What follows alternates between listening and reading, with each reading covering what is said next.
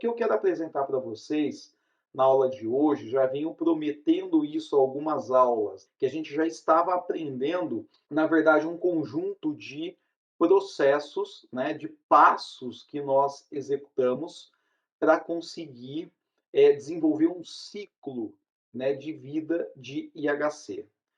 Qual é o ciclo que eu já estou ensinando vocês sem ter anunciado, mas eu já estou passando para vocês desde o primeiro dia de aula? É esse que eu estou projetando para vocês, que é o ciclo de vida de engenharia de usabilidade da Débora Menrill. Esse ciclo de vida, você precisa atentar pelo seguinte, ele é dividido em 3 grandes blocos, tá? Então, um primeiro é esse de cima, que fala da análise de requisitos, é onde nós estamos fazendo esse bloco. Ele é o mais demorado, porque ele usa aquele mesmo conceito da engenharia de software de pirâmide. Nossa, que pirâmide péssima, né? Aonde nós temos mais tempo no começo do projeto investido para quando eu chegar lá na implantação do projeto, eu realmente ter um tempo finito de implantação. Então a gente está na base da pirâmide, dedicando bastante tempo, porque essas informações elas são importantes para tornar o próximo passo menor e assim sucessivamente, né? Eu vou conseguindo avançar os meus passos da pirâmide com investimento de tempo menor, né? Como se a área ocupada aqui da pirâmide é o tempo que eu invisto. O segundo bloco que a gente já deve avançar na próxima semana é a de design e avaliação. Então vocês vão começar a ter uma pegada de design e de criação dos protótipos de tela e passar pelo processo já de avaliação. Vocês vão perceber que a partir do protótipo em papel, a gente já que hoje nós não vamos mais executar para papel praticamente, né? Nós vamos ter um papel híbrido com o digital. A gente tem todo um processo de validação e evolução em 3 níveis, né? Nível 1, 2 e 3, para chegar ao quê? Para alimentar um processo de implantação que em HC a gente chama de instalação. Então a gente vai estudar o processos de HC. Esse que está na tela é um deles, é um dos processos que o mercado utiliza. Esse é o mais comum, é o mais popular, porque você vai perceber que ele é o mais genérico e o mais que o autor se preocupou em dar passos bem definidos. Você pode ver que ele tem um fluxograma praticamente muito bem definido do que eu tenho que fazer, o que eu não tenho que fazer para entregar um projeto de IHC, né, um projeto de interface. Bem, o nosso objetivo na aula de hoje é estudar essa parte aqui, ó. Eu vou trazer para você só essa parte de cima, tá? Só análise de requisitos. E o nosso, eu já vou ficar muito feliz se a gente fechar a nossa semana com essa parte da análise de requisitos totalmente pronta. E vocês vão perceber que é esse o caminho que a gente está seguindo. Então, nós temos nessa parte, vocês já devem imaginar, né, que o que acontece quando a gente trabalha um ciclo de análise de requisitos, uma das caixinhas que a Débora Menrill coloca é você fazer o perfil do usuário. Aí eu pergunto, né, pessoal, perfil de usuário, com que eu vou preencher essa caixinha? Eu vou preencher essa caixinha com os métodos que vocês já usaram. Se você olhar lá no seu projeto, você vai ver que você tem muitos instrumentos que você já utilizou para definir o perfil do usuário. Entrevistas, mapa de empatia, a jornada do usuário. A entrevista a gente fez baseado, né? A gente aprendeu que entrevista a gente pode rodar um formulário para rodar o perfil do usuário estatístico, lembra disso? Só que a gente usou uma outra técnica, que é usar um perfil que é uma expectativa de projeto. E vocês declararam ela como persona. Então, persona também aparece. Então, mapa de empatia, jornada do usuário. Olha só, Plínio, para eu criar persona, para eu criar mapa de empatia, para criar a jornada do usuário, eu precisei fazer análise de contexto de tarefas, fazer vocês definiram o contexto, fizeram análise de concorrência, para poder entender o perfil? Pode ser. Ele colabora a pensar com o perfil? Colabora. São instrumentos, né? Então, eu poderia, para definir o perfil, fazer um grupo focal? Poderia utilizar para definir o perfil, fazer um questionário, uma entrevista, um brainstorm? Poderia fazer observação? Poderia, tá? Para definir o perfil. A técnica, então, principal que vocês usaram foram as personas. E as outras, elas são incrementais. Agora vamos para a segunda caixinha para ver se vocês já fizeram ela. A segunda caixinha, ela é fazer uma análise de tarefas. Então, eu consegui levantar informações sobre as tarefas que o usuário tem que fazer. Então, eu posso usar cenário problema, ok? Cenário problema é aquele cenário, é a tarefa que o usuário executa, né? A tarefa problemática que motiva eu criar a minha aplicação. Então, entra dentro de análise de tarefas. Outra questão que entra na análise de tarefas. Alguma outra técnica me ajuda a analisar tarefas? HTA é modelagem de tarefas. GONS também é análise de tarefas. CTT é também análise de tarefas. Então, perceba, tudo que a gente fez até agora está trazendo o quê? Informações de análise de requisitos para definição de perfil e para definição de análise de tarefas. O que a gente precisa agora entender? Como conseguir responder essas outras duas caixinhas, por quê? Com a caixinha do perfil, que eu vou colocar aqui como número 1, com a caixinha do análise de tarefas, que eu estou colocando como 2, com características da plataforma, que é 3, e com princípios gerais de projeto, eu vou conseguir usar para fazer o quê? Metas de usabilidade. E tudo isso vai alimentar um documento que eu chamo de guia de estilo. Eu não, né? A Débora Menril que definiu esse método. Então, o que vai acontecer? A caixinha que vocês ainda não estudaram é a caixinha 3. Vamos para a caixinha 3. O que seriam essas capacidades, a análise de características da plataforma? As características da plataforma nada mais é do que uma análise de capacidades e restrições da plataforma. Ou seja, a gente deve examinar as possibilidades e restrições em termos dos equipamentos, do sistema operacional, ambiente de janelas, recursos de rede, ou seja, qualquer capacidade e qualquer restrição da sua plataforma, você vai passar a documentar. Então, essa é uma técnica super simples. Por que ela é muito simples? Basta você, olha aqui onde eu estou grifando, criar uma tabela, tá? Com a coluna capacidades e com a coluna restrições, justificando as capacidades e a restrição da sua plataforma. Então, vou dar um exemplo primeiro para vocês de capacidade e restrição para exercitar, e aí eu vou questioná-los, né? Porque vocês vão fazer essa tabela. Hoje vocês vão fazer a tabela de características e plataforma, a tabela, já vou adiantar, de princípios gerais de projeto, e vão fazer a decisão de metas de usabilidade do projeto de vocês. Então, eu vou dar exemplos, vocês consigam já, opa, Plínio, legal, entendi aí os seus exemplos, no nosso caso é A, B, C e D. E aí vocês já vão interagindo comigo no chat, estou acompanhando aqui. Perguntinha aí, então vamos para o meu exemplo, fica ligado no seu exemplo, para ser criativo aí no seu exemplo. Estou fazendo um projeto, é um aplicativo, tá, para smartphone. Dizer a plataforma é importante para essa caixinha, né? Evidente, ela chama características, né, da plataforma, onde eu vou descrever capacidades e restrições da plataforma, considerando hardware, considerando SO, considerando conectividade e uma série de outros elementos. Então, vamos supor que o meu projeto eu estou criando um app para smartphone, aonde esse meu aplicativo ele faz o seguinte, ele faz a gestão dos meus produtos na despensa com fotos e datas, de tal forma que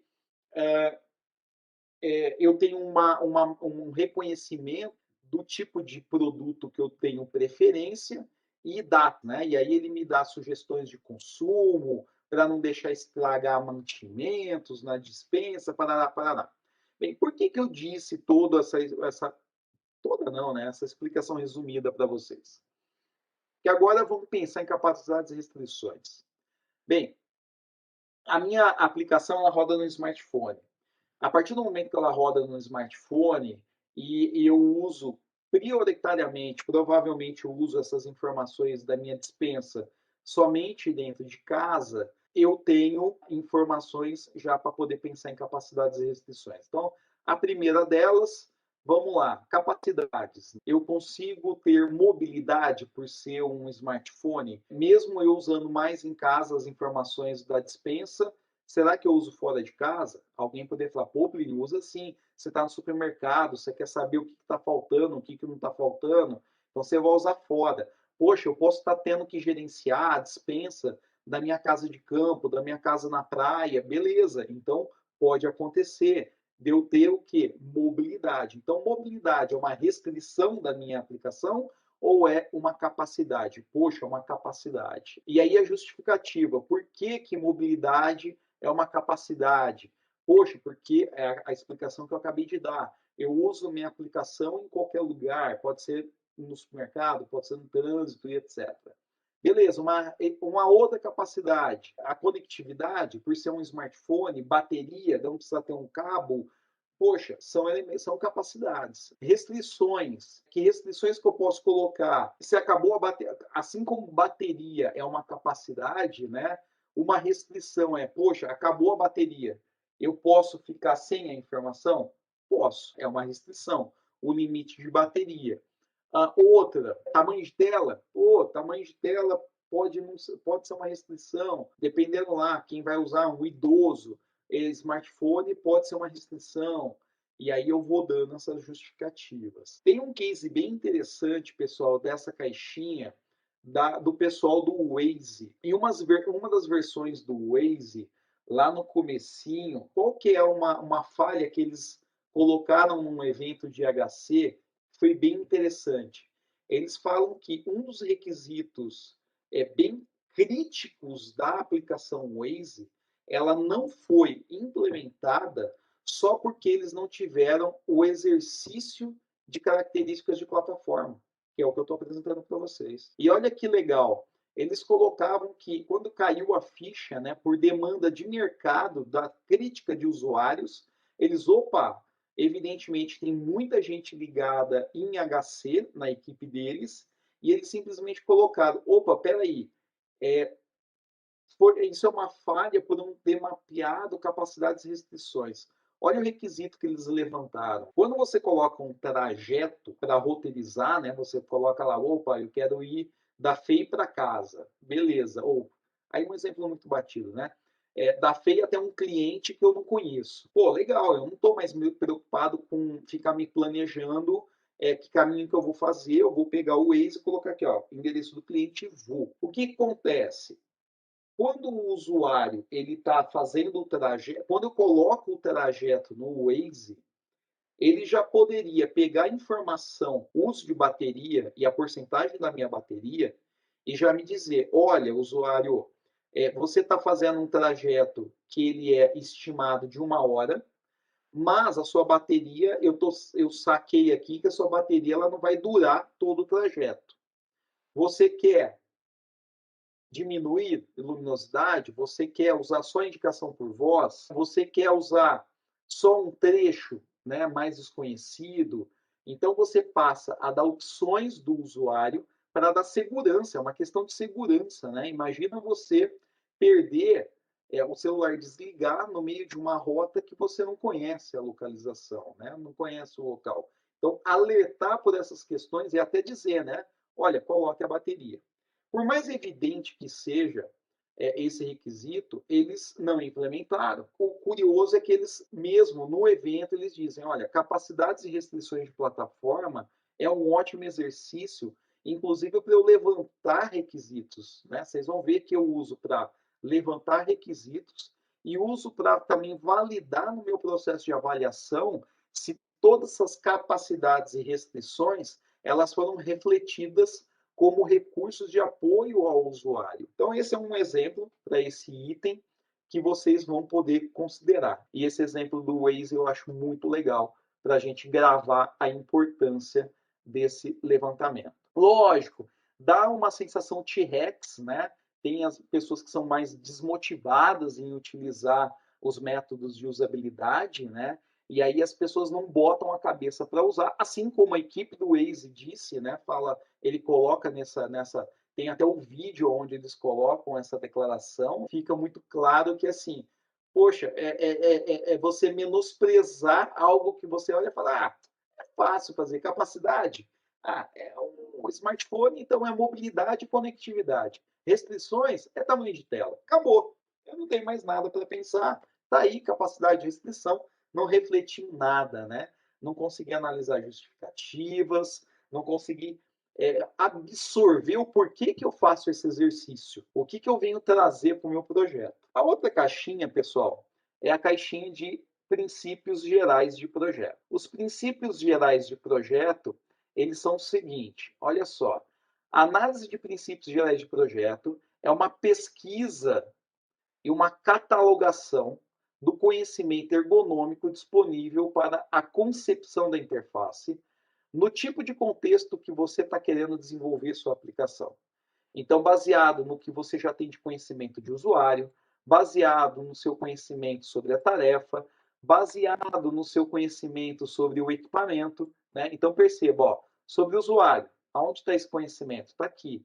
Sobre a tarefa, aonde está esse conhecimento? Está aqui. Sobre o equipamento, aonde está esse está aqui. E sobre um ambiente, aonde que é isso? O contexto, que a gente fez lá no começo, antes de começar todos esses caras. Então percebam, acaba sendo muito importante eu ter todas as caixinhas anteriores definidas para eu conseguir realmente ter essa definição. Como que você produz esse resultado? Você vai documentar com links de documentos que são importantes para o seu contexto de aplicação. Eu vou colocar normas numa boa interface. Então, o que eu vou fazer, pessoal, para instanciar essa caixinha princípios gerais de projeto? É uma catalogação. A palavra-chave, pessoal, é pesquisa e catalogação de documentos que são importantes para o seu projeto. Então, toma nota aí, toma nota que nem o livro coloca essa informação prática de mercado. O que você coloca nos princípios gerais de projeto? Documentação referente ao seu regra de negócio. Então, vamos supor, exemplo, quando você está fazendo um projeto referente a uma determinada empresa,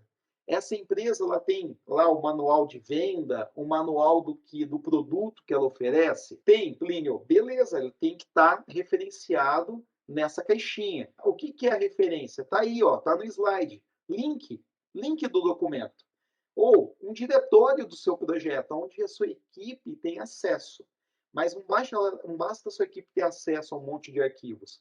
Ela tem que saber indexar. Ela precisa saber, ó, tá aqui, ó, o documento sobre a regra de negócio tá aqui. Poxa, é um app é um app que faz venda. Qual é um documento que você tem? Se você faz venda, será que um documento importante do mercado seria o Código de Defesa do Consumidor? É um exemplo. Vamos supor que você está desenvolvendo uma aplicação médica. A aplicação médica, ela é o quê? As regras do Ministério da Saúde, as resoluções do Ministério da Saúde, são documentos que a gente tem que considerar no desenvolvimento de uma aplicação na área médica? Sim. Se você está trabalhando com a área jurídica, quais são os documentos com o Ministério da Justiça, quais são os documentos da área jurídica que eu tenho que considerar como conhecimento para poder trazer para a minha equipe? Foi o primeiro pilar. O primeiro pilar que eu falei de princípios gerais de projeto é a parte associada ao negócio, ao tema que você está desenvolvendo. Aí você pode pensar, poxa, Plínio, eu estou desenvolvendo, sei lá, um aplicativo que ele vai substituir o AutoCAD. Pô, legal, você vai substituir o AutoCAD. Tem defesa do consumidor? Tem regras normativas jurídicas ou governamentais? Não, não tem. Então, beleza. Se você não tem documentação de regra de negócio, você vai para o outro pilar, que aí todos você tem que pensar, né? Qual é o outro pilar? É o conhecimento ergonômico que aparece aí, que é o conhecimento de interface. Então aí a gente começa a pensar o seguinte: A empresa que você está desenvolvendo, ela já usa, a empresa que você trabalha, ela já tem um manual de identidade visual? Ah, Plínio, a minha empresa lá, o Banco X, ele tem, né? Tudo é laranjado. Pô, legal, tudo é laranja, né? Mas tem um manual para isso. Eu tenho que obedecer o manual de padronização da marca. Que você vai fazer? Referenciar no seu projeto. Poxa, mas a minha empresa ela não tem só o manual da marca, ela tem também já toda uma definição de como as aplicações têm que aparecer. Legal, você vai também referenciar. Poxa, não, Plínio, a gente se baseia de acordo com as plataformas. Então, se eu vou criar um app, eu vou usar o conjunto de patterns da Apple, o conjunto de padrões de patterns do Android.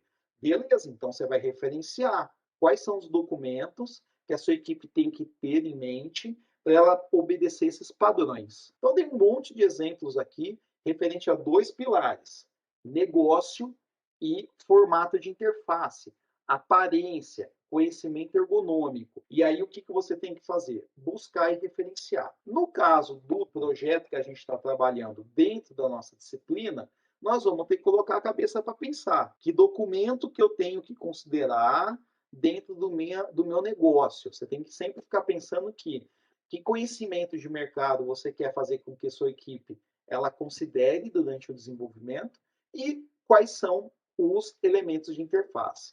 Pô, Plínio, eu não tenho identidade visual, eu não tenho uma marca ainda definida. Legal, você tem uma plataforma? Ah, tenho uma plataforma. Eu vou rodar em desktop, vou rodar em cima de um smartphone.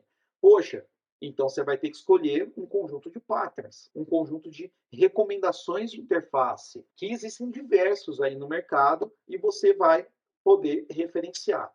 Ah, não, Plínio, eu vou criar o meu conjunto de padrões, né, no meu projeto. Legal, é uma escolha que você pode fazer. Não utilizar uma prática já recorrente de mercado e fazer a própria criação. Aí, nesse caso, você não teria uma referência de um documento externo. Então, o que acontece? Você vai aparecer aí, ah, Plínio, se eu estiver usando uma ISO, pô, eu usar uma ISO, uma ABNT, dentro do meu projeto, ele entra onde? Entra nessa caixinha, princípios gerais de projeto. Você pode estar usando, por exemplo, uma norma para poder ter controle da gestão da qualidade, né? Você está fazendo gestão de projeto de acordo com uma norma. Ela vai nessa caixinha também. Próximo passo é a gente estudar, pessoal, essa daqui, ó, metas de usabilidade. Essas metas de usabilidade, a gente tem que refletir o seguinte: da onde ela nasce? Bem, ela é motivada, eu vou consumir, que nem as setinhas aparecem aqui, eu vou consumir informações das caixinhas de cima, buscando o que? A especificação dos objetivos de usabilidade. Eu estou preocupado em fazer esse objetivo de usabilidade. O que eu vou ter em mente? O contexto de uso, baseado nas informações do perfil do usuário, baseado em informações das tarefas, das condições ambientais associadas a software, equipamento, ambiente físico e organizacional também. E aí, o que você vai fazer? Para criar essa meta de usabilidade, eu tenho duas partes das metas de usabilidade. Então, vai anotando aí, pessoal. Vai anotando, vai desenhando que fica mais fácil. Coloca lá, ó, metas de usabilidade. Eu tenho duas saídas daqui, ó. Eu tenho metas de usabilidade 1 e 2. Qual é a 1? As exigências qualitativas para a interface. Então, essa primeira setinha aqui, ó, as exigências qualitativas. O que são exigências qualitativas? Requisitos em termos de funções e de características de interface que devem ser implementadas de modo a satisfazer o tipo de usuário, para satisfazer a tarefa, para satisfazer a plataforma que você especificou. Então, são exigências qualitativas. Qualitativas porque elas são descrições, descrições em termos de requisitos, funções, características da interface. Então, vou pegar exemplos. Acompanha meus exemplos, que fica muito fácil você aprender como fazer esses caras. Vamos lá. Baseado no perfil do usuário, vamos supor que o meu perfil do usuário sejam idosos. Então, eu posso pensar em algum requisito, posso pensar em alguma funcionalidade, em alguma característica de interface, sabendo que o meu público-alvo é um idoso, sei lá, sabendo que o meu público-alvo são jovens, sabendo que o meu público-alvo é um persona que não tem tempo para nada, né, que ele sempre está na correria, então, eu uso a informação que eu tenho sobre aquele determinado público para pensar em requisitos, em funcionalidades. Então, por exemplo, o meu público-alvo são idosos. Então, uma característica da interface é que a fonte ela tem que ser grande. Uma outra, baseado com o perfil do usuário. Eu preciso, usando o perfil do usuário e usando características da plataforma. Não faz sentido eu utilizar a minha aplicação se eu não tiver conectado na rede. Então, um requisito que é uma funcionalidade, aí não é uma característica, é uma funcionalidade, é que uh, na hora que o meu usuário ele entra na aplicação, se eu não estou conectado na rede, eu aviso o usuário, eu dou uma notificação de que ele não vai usufruir das informações. Esse é um exemplo. Outra que iria ser instanciada aqui, que a gente iria colocar dentro dessa caixinha de exigência qualitativa para a interface. Vamos considerar aqui, baseado no contexto. Meu usuário, ele usa muito a aplicação dirigindo, né? Faz de conta que pode. Aí ele dirige bastante. Aí uma prática, né? Uma exigência qualitativa é eu não usar rolagem. Usar rolagem com baixo foco pode tornar a interação mais difícil. Então é muito melhor eu só aparecer as informações naquela tela, naquele frame, e eu tenho que ir clicando e vou tendo passos com slices de tela, né? Onde eu não tenho que ter rolagem. Esse pode ser um requisito. Então você coloca lá, requisito, não ter rolagem, nem horizontal, nem vertical, porque o usuário ele faz ele usa a minha aplicação com ações concorrentes. Aí acaba sendo uma característica, né? Não ter rolagem, não ter rolagem vertical horizontal. E assim vai, né, pessoal? Eu posso pensar em uma série de requisitos ou características. Então, sempre lembrando, funções, né, requisitos em termos de funções que apoiam o usuário ou características que apoiam o usuário. A outra, esse é o primeiro deles das metas. A segunda é a exigência quantitativa. Então, a primeira era qualitativa, a segunda é quantitativa. Essa é bem fácil de se pensar. Graças a você pensar nas qualitativas, você vai pegar o seguinte: você vai escolher uma métrica, né, um padrão de medição de usabilidade. Então a gente já estudou lá no começo do curso, eu mostrei para vocês as métricas de usabilidade baseado na ISO. Lembra, ó?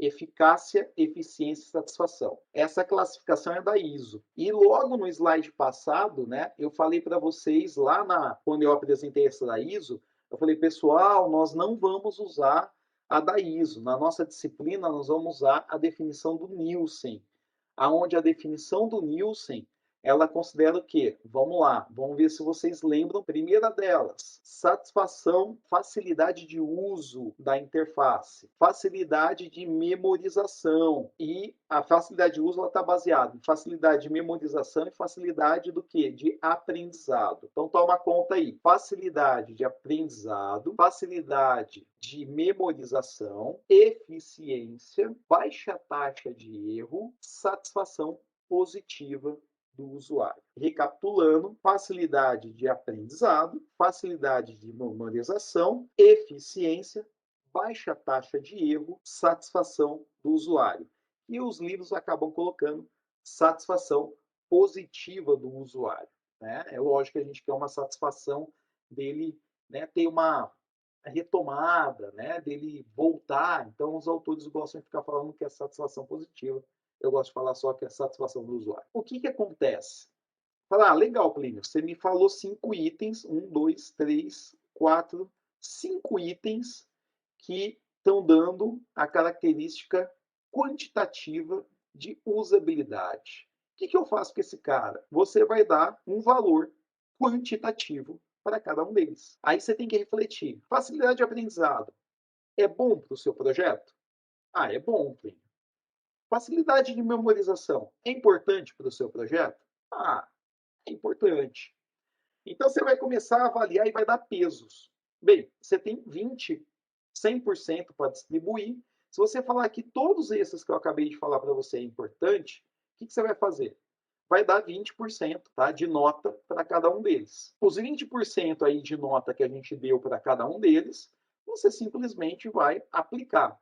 Ah, Plínio, no meu projeto, em momento algum é importante facilidade de aprendizado, porque é obrigatório eu dar treinamento para o meu usuário. Ah, beleza.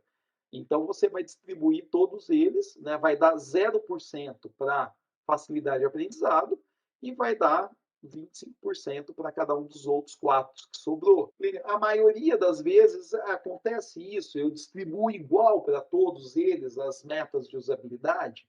Sim, é natural você distribuir todas elas, né? Até aqui para essa nossa disciplina, acho muito válido. Se você não tiver nenhuma justificativa muito forte de anular alguma meta de usabilidade, acho que você tem que considerar as 5 que eu acabei de listar para vocês e atribuir 20%. Pô, Glenn, você acabou de responder o exercício para a gente inteiro? Sim, essa parte de exigências quantitativas está totalmente resolvida, né? Você vai colocar simplesmente esses 5 itens, 20% na frente de cada um, chamando isso de exigências quantitativas de usabilidade. O que nós vamos fazer? Essa é uma meta. Como chama essa caixinha? Meta. É uma meta. Eu tenho um meta para lá na frente, essas 5 metas de usabilidade, elas serem atendidas. Ponto. O que eu vou fazer lá na frente é olhar para essas metas e medir, validar tudo isso. E aí, como último item para a gente olhar, é o tal do guia de estilo. Essa parte que aparece aqui, ó, guia de estilo. Ele registra todas as decisões tomadas nessa e nas demais fases do desenvolvimento e devem ser registrados em um documento oficial. Então, nada mais é do que o guia de estilo é o nome que a Débora Menril, eu não gosto muito desse nome, tá? Para mim, guia de estilo, a tradução guia de estilo é péssima, da minha documentação do projeto de engenharia de usabilidade, mas ela chama de guia de estilo porque ela defende que essas informações, esse conhecimento que você está adquirindo do seu negócio, do seu produto de interface que você está entregando, ela passa a ser um guia de estilo para os outros produtos, para a identidade da empresa e etc. Eu já considero que é o contrário. Você tem um projeto aqui e você sim poderia utilizar o guia de estilo de outros projetos já desenvolvidos para esse projeto, que ainda não é um guia de estilo. Mas seguimos a referência. Esse documento é nada mais do que o documento que você já está fazendo compartilhado comigo. O guia de estilo é isso. E ela fala aqui, né, que é um documento que aparece nesta e nas demais fases. Por quê, pessoal? Quando a gente olha, ó, o guia de estilo aparece aqui em cima, onde nós estamos agora, aparece, depois que acabei o nível 1 da fase 2, o nível 2 da fase 2 e o nível 3 da fase 2. Então, guias de estilo é você ficar fazendo a documentação, a formalização e a entrega para você conseguir colocar essa informação para a sua equipe.